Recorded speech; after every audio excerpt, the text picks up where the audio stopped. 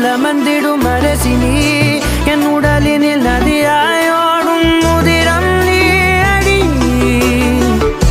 உன் சிரிப்பினில் கவிதைகள் கலங்குதே